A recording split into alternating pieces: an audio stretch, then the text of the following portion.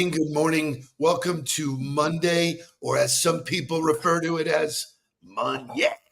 Monday. Great to be back. Great to be back for another Nudelberg daily huddle off of a great weekend. I really had a fantastic weekend and excited for a great week to come. I got great stuff going on the whole week. For me, it's a countdown. 2 weeks and then off for 3. I mean, weren't you just gone in Aspen? Like, Whoa, weren't you whoa, just whoa. on vacation? Who's keeping score?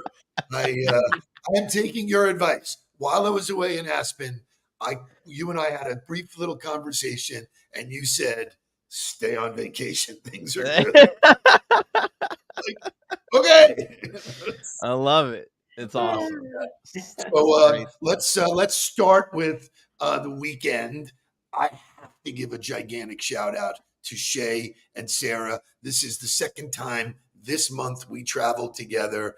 And we rocked this conference. 140 people, wonderful people in the behavioral analysis space. And I was the second keynote speaker, which was called the plenary speaker, which we all had a good laugh with. But it was great. It was so fun. They did an amazing job. We sold 50 books. That's awesome. And I mean, just those are the kind of people that I think I would like to spend a lot of time with. Just people that are behavioral specialists and people that their entire job is around studying people's behavior. I'm sure it's for something very particular, but I love that. Focus on kids with autism. And the numbers now are 1 in 36 that are diagnosed with some form of autism. The lady who ran the event, Holly, is a high-functioning autistic person. That's amazing. For me, the spectrum is so big. Right. The greatest thing that happened to me from the event, got lots of accolades, long line of people, me signing books, but Holly came up to me and said, first of all, you're the buzz of the event, but more importantly, my 2 kids were here, and she has a kid that was 16 and 19. She said both of them took a ton of notes, took their own money and bought your book, and they don't read anything. So that's awesome. Really made me feel good. So really shout out to, Shay and to Sarah, because they made it easy for me to just do what I do, which I love to do. Back up a little bit just to share with you guys. Thursday night, I went to the Venice magazine launch party for their new cover, which this is their new cover. Oh, okay. That's their new cover. And every time they do a cover, they do a party at the W Hotel. I was featured in this edition, The World According to Nudelberg, which was really, really fun. I teased that it was my first centerfold, but just a little show of how you just, everybody can make mistakes and stuff. I didn't realize it was a white party, so me and Helen showed up in the wrong attire. I had to race home, change, but anyway, great weekend for me. Great stuff. Thank you, Mark. Since we backtracked to Thursday, then we can move on to Friday, which Friday for some people starts the weekend, but it was actually a great huddler in the hot seat. Jen Starkey did an absolutely phenomenal job. And just a great conversation about taking responsibility for your own development and fostering it inside of an organization. And just like kind of a teaser for what's to come in the October event, which was very cool. And a bunch of tickets got sold because of that show, which was really great. And then Jake and I had sushi night Friday night. That was what kicked off our weekend. And we did sushi night in a very big way because Gabby was actually at the Beyonce concert with her sister. So how was that? It was phenomenal. The show, she said, was absolutely incredible, but they Ubered there. And that was a disaster. The whole traffic thing I heard was a disaster. Ubering to the Hard Rock for an event. She texted me like at 3:00 in the morning. She goes, "We just got back to the hotel, and I can tell you, we will never Uber to a Dolphins game." Yeah, but you know what? Anybody who drove was stuck. They actually didn't start the concert, I heard, till about 9:30. Yeah, she was supposed to go on at 8:30. She starts on time, but they Yeah. had to wait. It was hours in traffic. She was supposed to go on at 8:30. She didn't go on until 9:30. But anyway, she had there was a great show. It was really great, but I get to be on dad duty. So we had dinner and we went to the splash pad in the morning. It was really awesome. And then I got to end the weekend yesterday playing golf with Andy Linsky, Zach Corliss, and Jake Nudelberg, which we had to battle the elements a little bit while we were out in Plantation. We got rained on. We got some lightning delays, but it was a blast. It was I don't really understand fun all of this stuff, this personal stuff that you put on social media. What are you doing on LinkedIn? What do you think it is? Facebook? It's really fun. What the hell's going on out here? And that conversation of like what works well and what doesn't work well, and like it doesn't matter what you post. If it is personal, if it's about your family, if it's about a good time, it takes off. It gets tons of traction. This is not tons of Facebook. engagement. Okay. Right. Yet as soon as you post about the women's event that's coming in October, it gets like 17 views in 17 Nobody minutes. gives a shit. Show me first. Corey, how about you? You rested and relaxed and restored. I did. Since we went back to Thursday, I got to speak at Gallagher with Aiken over there. It was a women's leadership, and we talked about resilience, which was really nice with two other great panelists. And then left Thursday night to go over to Marco in that teeming rain. Had no power when we got there, but it's an adventure. Came on during the night, and then worked from there on Friday. Really productive day, and just relaxed. Really, I just needed to relax a little bit. Good for you. Good for you. I would be remiss if I did not thank the first huddler in the hot seat, Jay Katari, who he's the one who invited me to the event.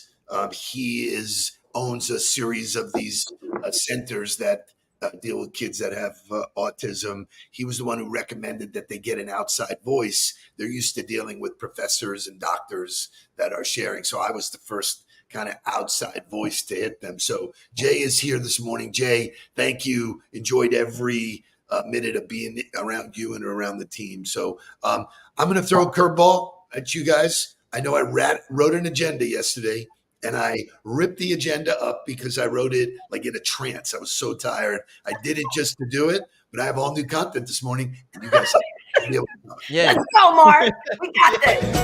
Wake up, everybody. Get up, get up, get up, get up. Wake up. Come on. Wake up, everybody. Teach a new way. Maybe then they'll listen what you have to say. Wake up, everybody. No more sleeping in bed. No more back to thinking. Time to thinking ahead. Come on.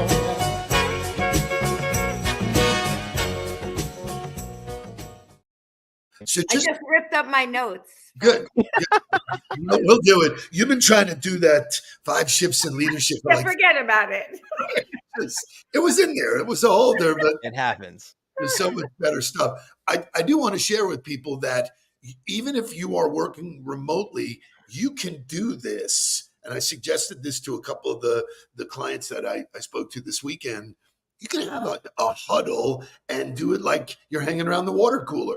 What's good? Tell me something good that happened this weekend. This replaces that time that we used to spend in the office. So anyway, thanks. Somebody replaces the negative talk around the water cooler too. Good for you. You're right. There's no complaining. There's Sorry. no gossip and bullshit. So lots happened in the world over the weekend. One very significant thing that I'm not sure everybody paid attention to, but Arnold Schwarzenegger will let us know about it. This weekend, like many of you, I watched the final of the Women's World Cup. I was inspired. It was a fantastic game, and England and Spain both left everything on the field. But what inspired me came after the whistle when Spain celebrated their first Women's World Cup victory. I saw a Spanish player step away from the celebration to hug one of the English players who was crying on the field. And then as the camera panned, you saw more and more players from both teams embracing each other. English players congratulated Spanish players consoled English players, and all of us at home witnessed one of the best parts of sport. For some reason, people love this idea that everything has to be zero sum. It's black and white thinking. You have to lose, so I can win. Of course, there is some truth to that. Only Spain went home with the trophy, but both teams learned lessons. Both teams played a fantastic game, and both teams inspired us. I've never believed that everybody can be a champion. That's not true in competition, but everyone can win. If you learn, improve, or inspire someone like me watching at home, you win. I want to thank the English and Spanish teams for reminding us that we can compete without becoming enemies, and showing us the power of reaching out to someone, whether just to congratulate or console. They inspired me, and I hope they can inspire you too. So, first of all, I'll listen to him all day long. Yeah, he's like Jocko. He can just say, you know, and it works for me. But I love reading that in the morning. That's what I ingest. Boom, I got that. And then the question I ask you guys, do we have to be enemies in order to compete? Competitive culture is a healthy culture, like always, always, always. And it, like, especially inside of a team, right? If you're going to build a successful organization, I think you have to have people that are competitive. And the reality in being competitive is that, especially in sports, somebody's going to be the starter and somebody's going to be the backup. And if that then creates enemies between those two people, you no longer have a great team. Doesn't matter how good your first string is, if they're not working in tandem, if they don't believe in each other and support each other. So the competitive culture should not create a, destructive culture, but that's where immaturity comes in play. That's where people who don't understand how to accept their role and continue to be, valuable to the organization, those are the kind of people that you have to weed out. Lori? So I absolutely think you can compete and not be enemies. I'll give you two examples. I think I shared with you guys that we all went bowling recently, right? For the whole team. And there was trash talk going on between the teams, no doubt, right? We were competing.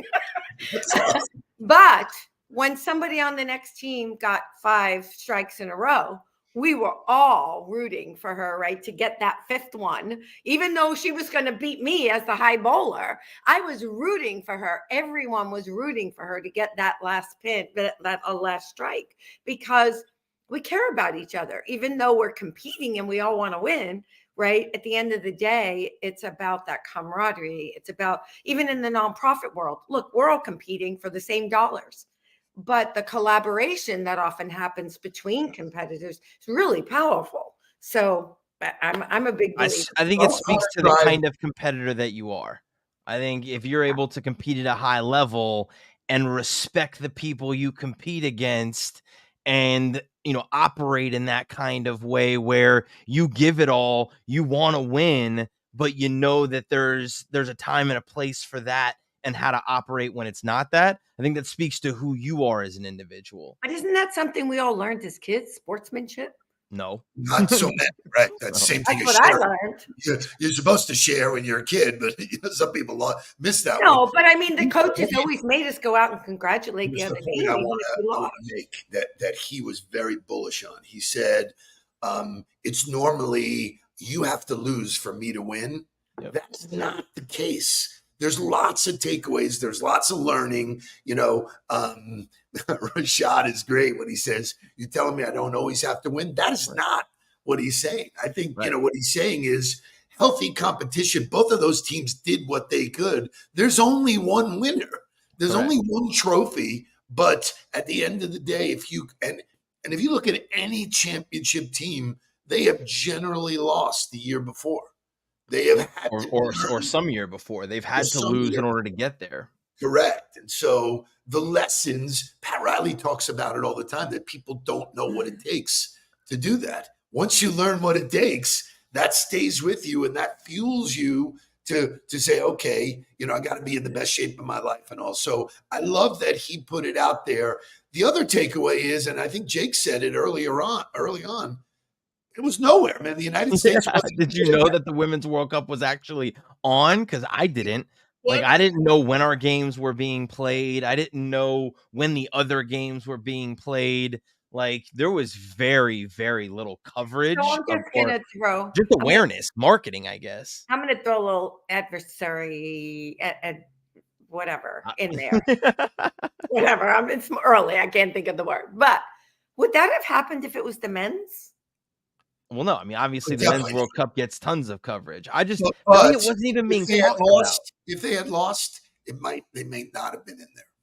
I'm just I'm know saying that that it was happening women's in general. sports have The not yet. entire tournament. I didn't even really know the tournament was happening. There was, Correct. to me, I knew more about Inter Miami and the La Liga Cup that was happening as opposed to the Women's World Cup, which is probably the second biggest, Hold world that event. thought. Hold that So- thought, Shay. Thank you. Hold that thought. I want to go to motivational music because I sent this to you boys.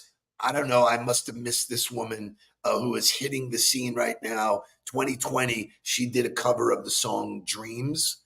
Best thing I've ever heard. Go.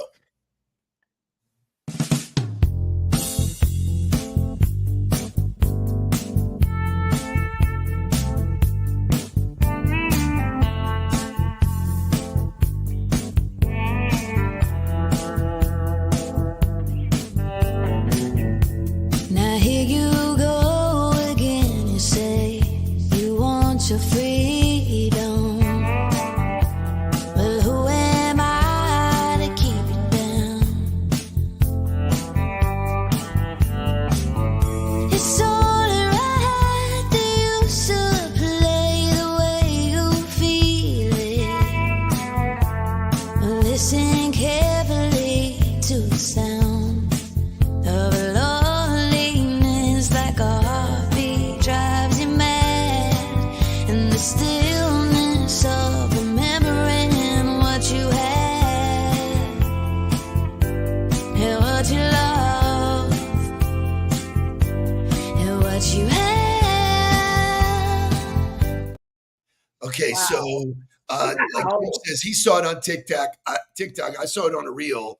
I was like, "This is made up. This is bullshit. This can't be. This is so good that it's doctored or whatever." If you go deep on Lainey Gardner, she is 22 years old. She's got tons of followers. She's only put out 3 songs. They're all amazing, but that's the power of social media. Is that she became a social media influencer because look at her. She was just sitting there taking the mic and doing it. Mick Fleetwood reached out to her and said, "I want to come on stage with you." She's done some covers with some other people. So I thought I would share talent and motivation. So let me ask you a question. Yes. If she goes on stage with Mick Fleetwood, does that mean that it's not Fleetwood Mac on stage?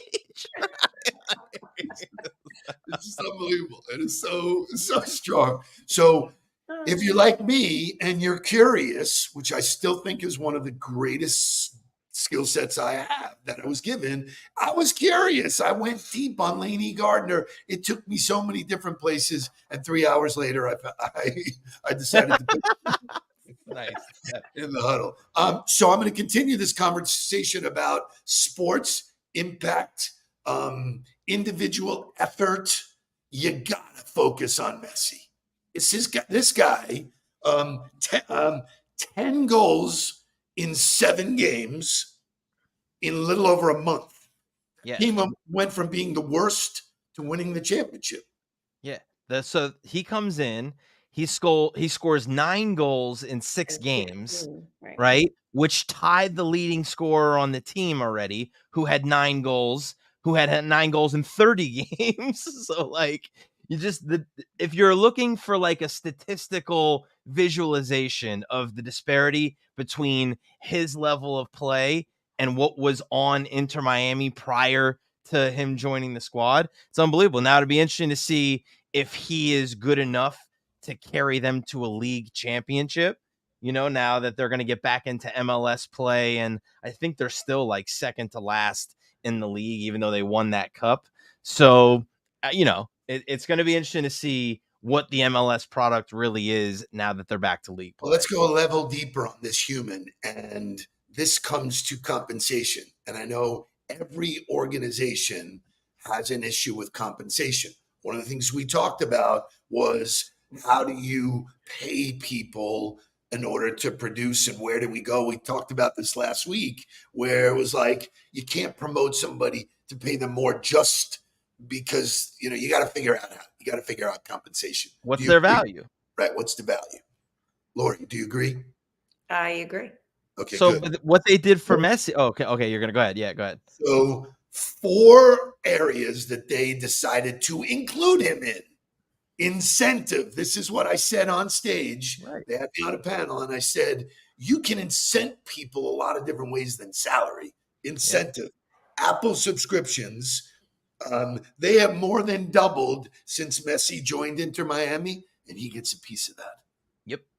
Which he should.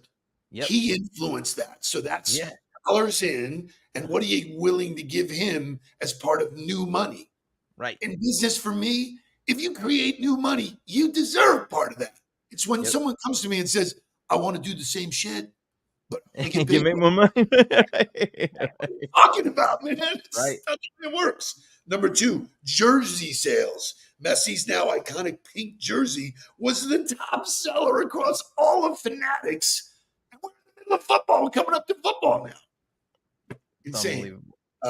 He gets some of the ticket prices, social media. I mean, so what I want, Lori, I want you and Mark to talk about in the seconds or minutes we have left is how do you take care of the superstars?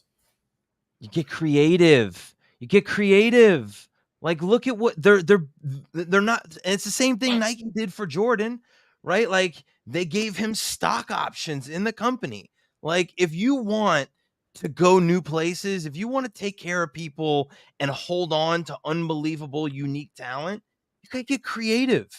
Figure out how you can incentivize them and give them a package that looks different than everybody else. And I guarantee you'll be successful in keeping your talent.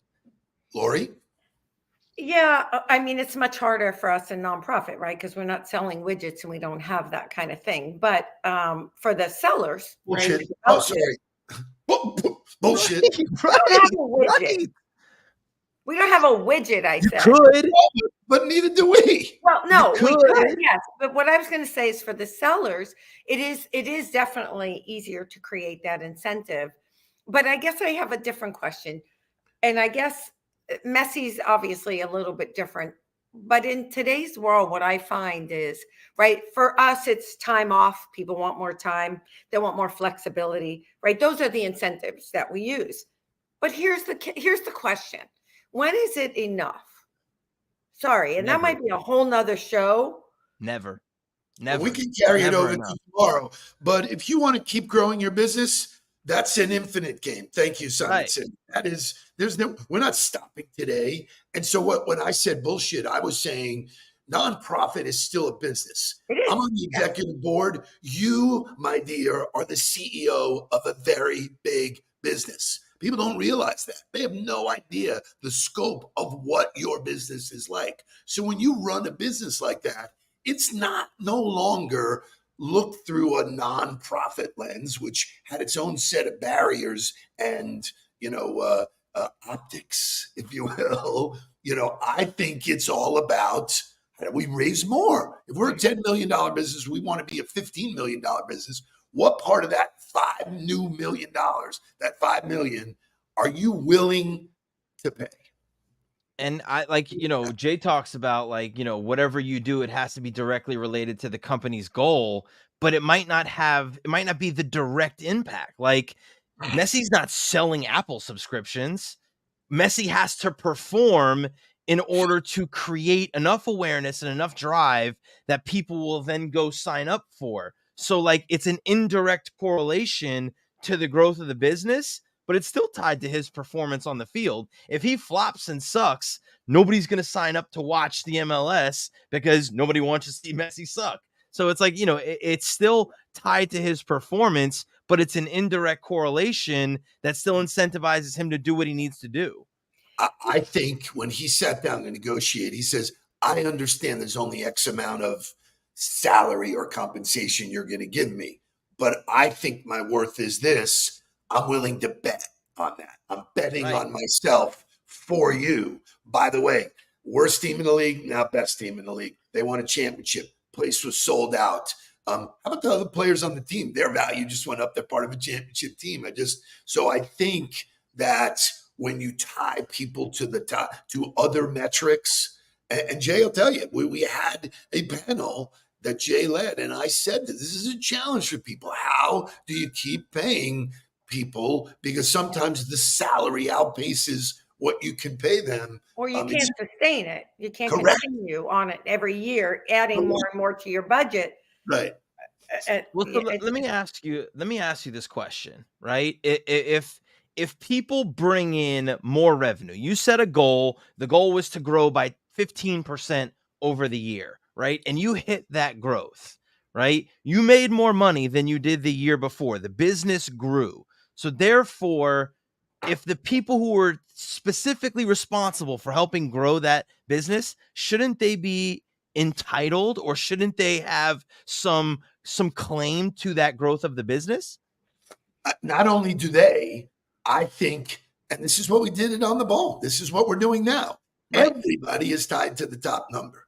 Everybody. Right. I don't care if you're sweeping floors. If you do the best job of sweeping the floors, and here's the reason why, because it self-polices itself.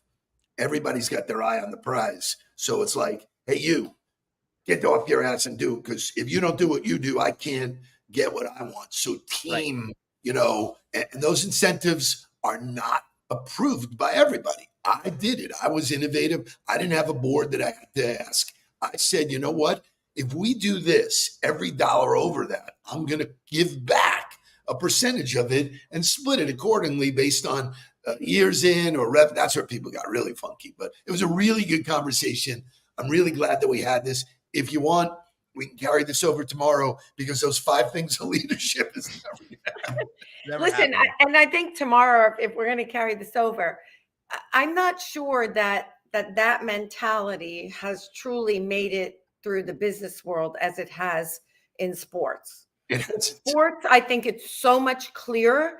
In leadership, it's like, well, I met my goal. If I tell you how many times I heard that, and I'm like, okay, that's great, but it's about this goal, right? So I think in business, we haven't quite gotten there yet to change. And that's a great way to send it off for tomorrow. So we'll pick it up with these 2 tremendous thought leaders that are sitting on the screen with me. Thank you for kicking off a Monday with knowledge and energy. And if you're not motivated by this, I'm not sure that you must be you're dead. You're dead. You have no pulse. You should go to the hospital. Lori, I'm asking ahead of time. Wednesdays from now on, we will be dissecting our OTB blog. And this week's blog is... I saw it. I think it's on remote. The impact of remote work on modern business strategy. Would you like to be here Wednesday to share that with us? I would love to. So anytime I get the chance. Again, and we'll see you tomorrow morning. Mark, any closing words? Let's go. Let's get on the ball. Let's stay on the ball. We will see you guys I'm going to take a picture today, everybody. I just want Lori you to know. might be in the picture. Picture lips, baby.